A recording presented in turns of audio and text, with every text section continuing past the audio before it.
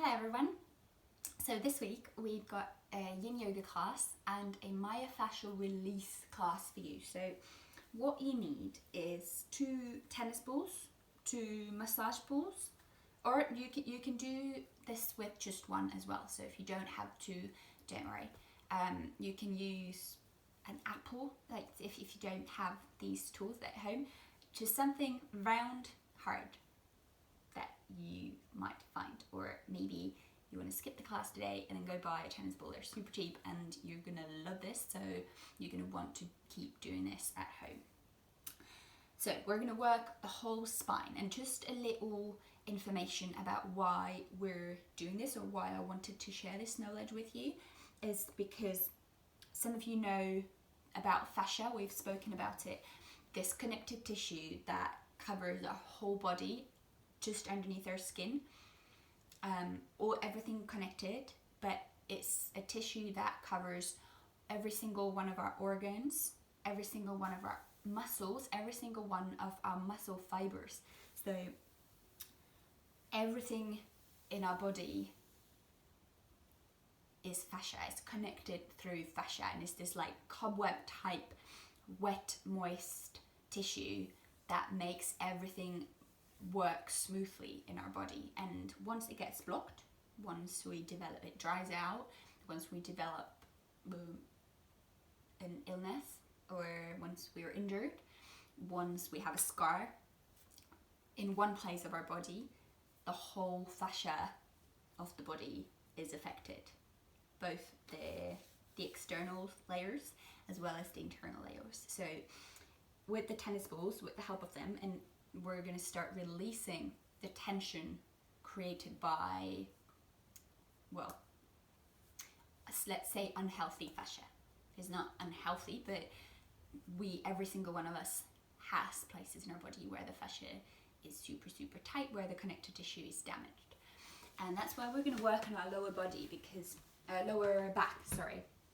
Because if you try like this at your back, it has quite a little muscle in it, a lumbar spine, and that's why, because there is 8 different layers of fascia, of connected tissue, all stacked on top of each other, and you can only imagine what happens when there's 8 layers stop working, stop moving in relation to one another.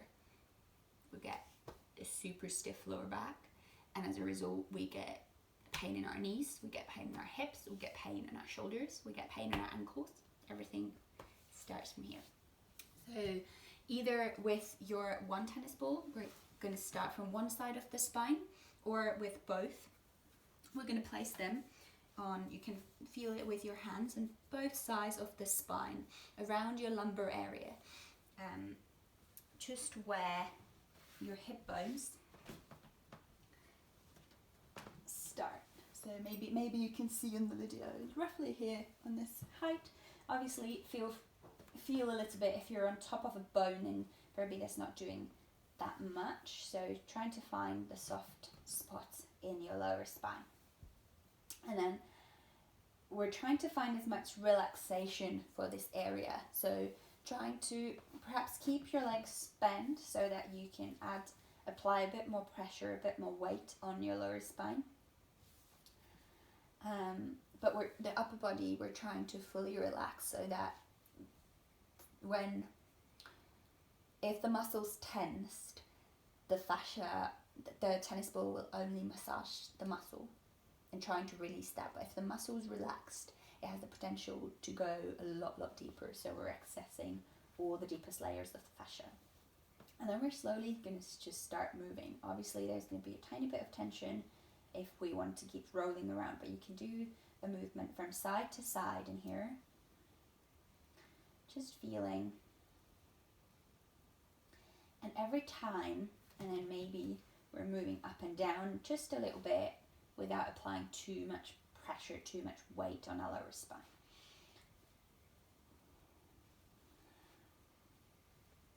Moving how you feel comfortable, either on top of your 2 tennis balls or on top of your 1. And whenever you come into a spot that's super painful, we're going to stop there. So I feel tension there. So I'm trying to fully relax on top of that and fully melt on top of the tennis balls. And here we're bringing the breath in. So with the help of your breath, perhaps it's so painful that it's hard to stay in one place. So with the help of your breath, breathing in all the way to the bottom of your lungs.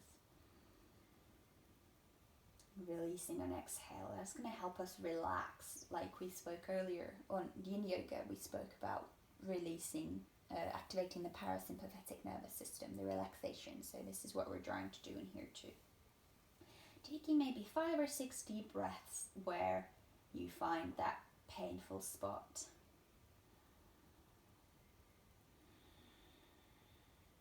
To fully release.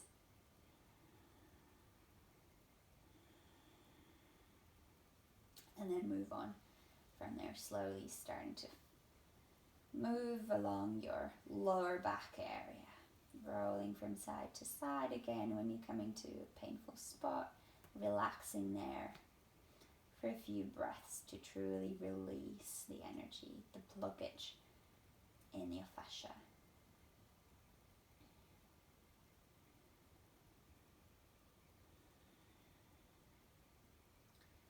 So what happens when the fascia dries out, it means it's like a sponge in a way, when, you know, a kitchen sponge, when it's dry and when you're twisting and tearing it, it breaks really easily.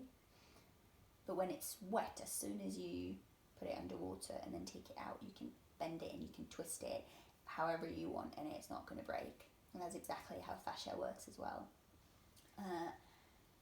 And that's how we're applying stress gently onto it so that it has the potential to heal again. Now obviously this is quite a short video if you fully want to relax onto it, so we're just going to do a few little movements on our lower back for now, and then we're going to move up. Obviously, if you want to do this at home, the whole video is going to give you the tools, so you can stay here for 10 minutes, you can stay here for 5 minutes in this area, and then move up. And obviously change a side now if you haven't already, if you only have one tennis ball to work with. But this is more like a tutorial that maybe you want to just watch and try out a little bit and then do the whole practice at your own time while you can actually relax. I'm trying to give you information so that you can then work with these on a daily basis at home. We're going to move the balls up a little bit, so perhaps you're just rolling along the spine to your mid-spine, roughly where your rib cage starts from. You can probably feel it. There's softer tissue and then there's harder tissue where your rib cage starts from. So just there, same, either stopping in stillness or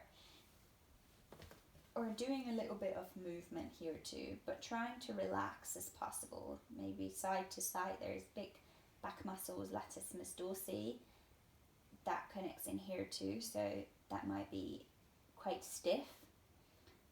And there's going to be a lot of trigger points, so the points where the pain feels more intense than elsewhere.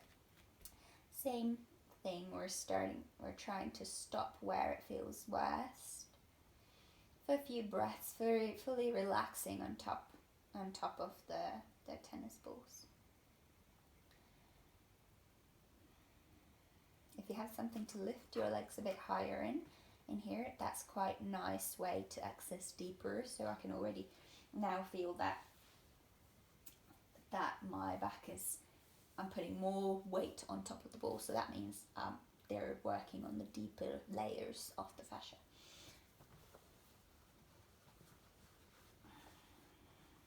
So you're rolling up and down a little bit,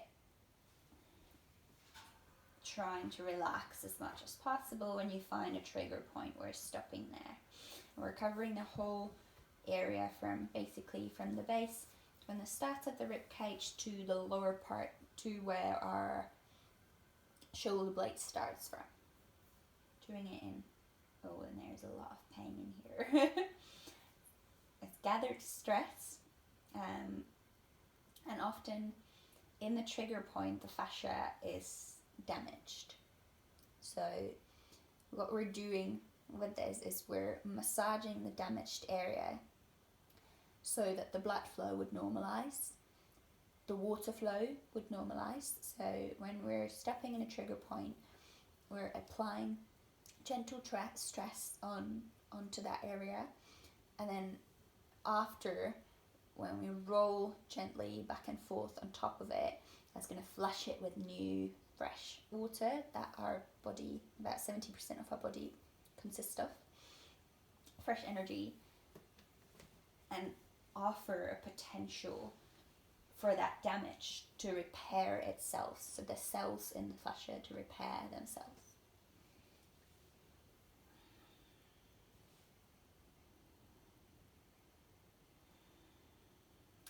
Change your side if you haven't already, if you only have one tennis ball.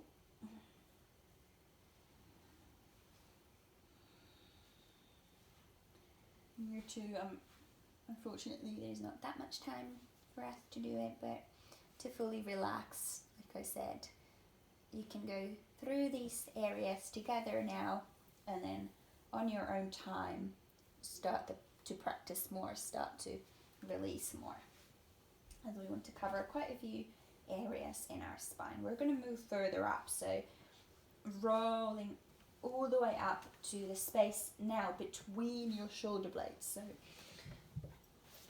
if you're not sure where they are, you can feel it, where this bone starts from, roughly here. So we work this part, we work this part, and now we're going to work the highest part of our spine. So from the start of the shoulder blades to where they end, so on our neck.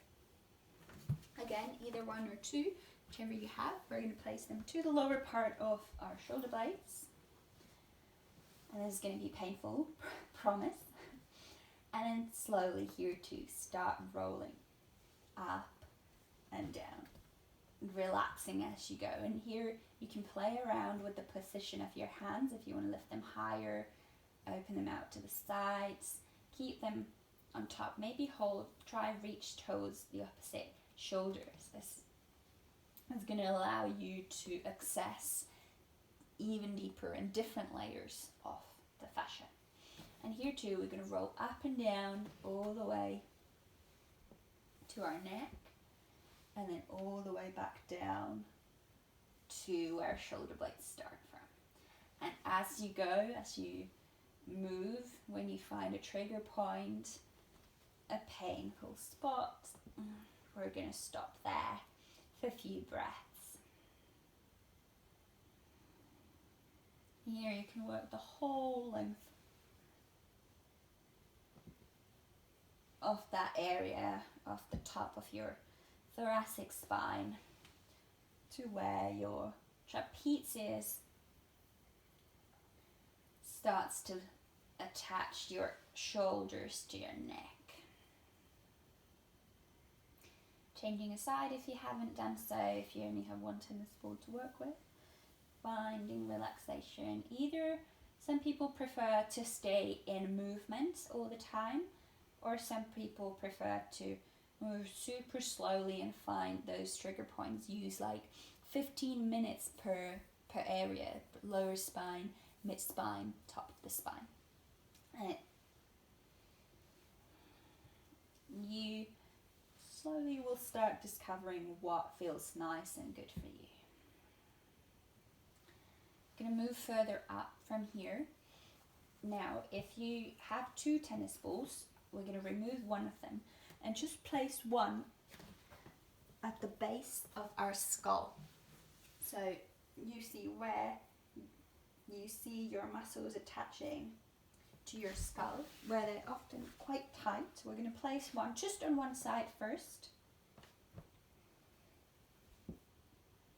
and trying to relax there, and perhaps gently allowing your head to turn from the middle to the side and feel that area releasing. There's a lot of tension in our neck and our shoulders that we gather So we're slowly trying to work on releasing that. Here too, when you find that most painful spot, trying to stop there and use your breath, your inhale and your exhale to release. And then moving over to the other side. Obviously, you can stop the video and spend as much time in here as you want.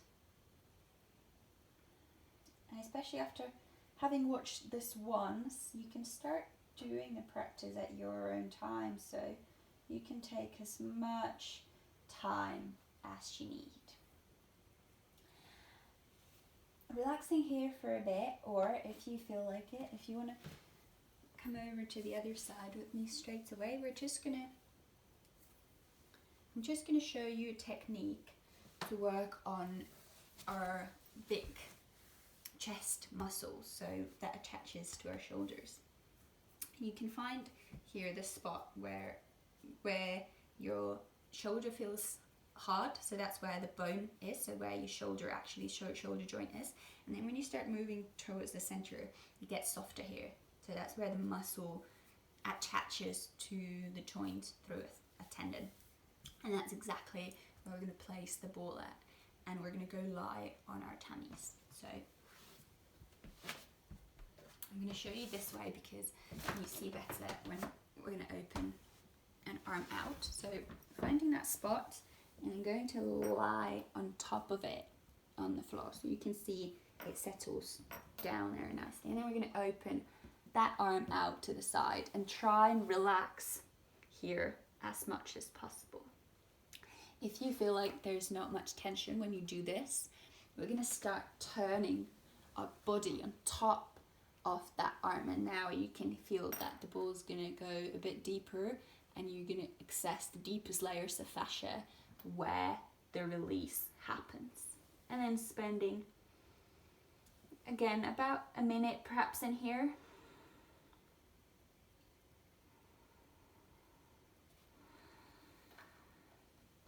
Or however much you feel like you want to. I would say maybe 2 minutes is a good time to truly let go, and here too we're relaxing.